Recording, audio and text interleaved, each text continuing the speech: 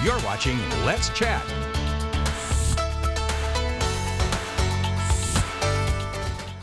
A really cool exhibit and a concert on the way to UTC, and here to talk about that is Bill Stever. Bill is half of the Hoodoo Men. Bill, good to see you here. Good to see you. Who are the Hoodoo Men?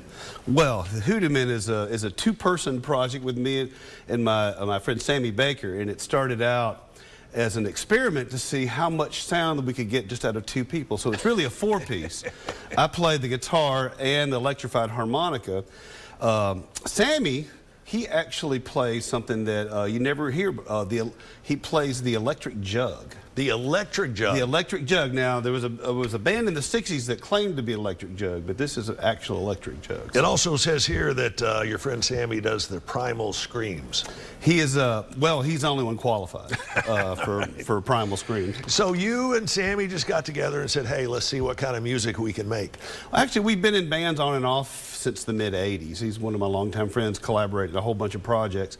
The idea behind this, we also had been in a band called the Jake Lake Stompers, which was a 20-year project we've had going in the Middle Tennessee area that does what we call chicken fried pre-war hokum-billy jug band music. You know, that's my favorite kind of music. Yeah, you know, I hate to be pigeonholed.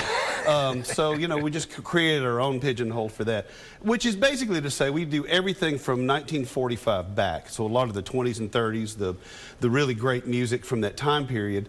And what we decided to do with the Hoodoo Men is just do the next generation. So what we're doing is the music really post-war.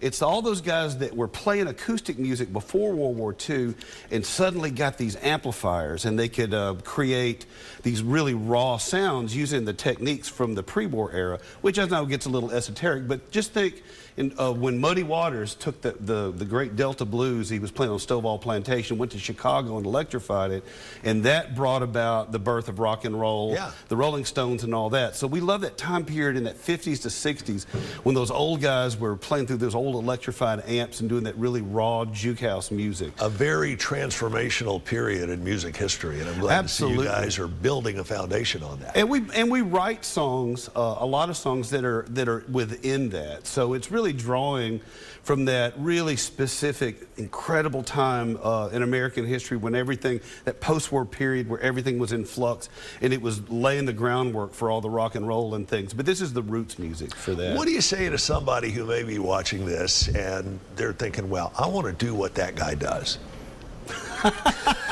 Well, after you try to talk them out of it, what's your words of encouragement? Well, I always say that, you know, also a photographer, and so if you really want to, you know, instead of getting into music and photography, just go ahead and just get on crack. It's a lot less disruptive to your life and less expensive. So something sparked that little light bulb in your head many years ago, and you thought, I want to do that. Absolutely. It's something that, you know, it's one of those things that's, you know, you're born with this, with these certain, you know, propensities, these certain desires. And music has always been the single most important driving force in my life.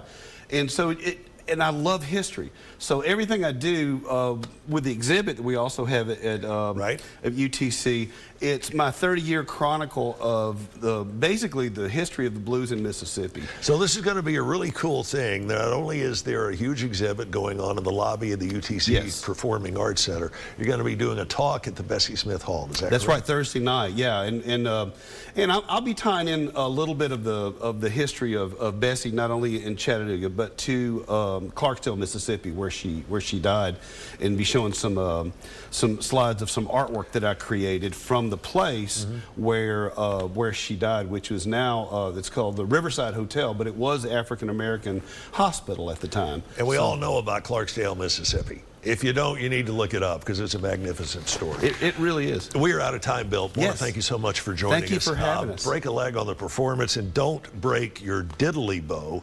What's a diddly bow anyway? Well, you're going to have to come Friday night and find out. I'm surprised at that answer. Check them out. It's the Hoodoo Men. It'll be a great show at the UTC Concert Hall, the Roland Hayes Concert Hall. Check out the UTC website for more information, utc.edu.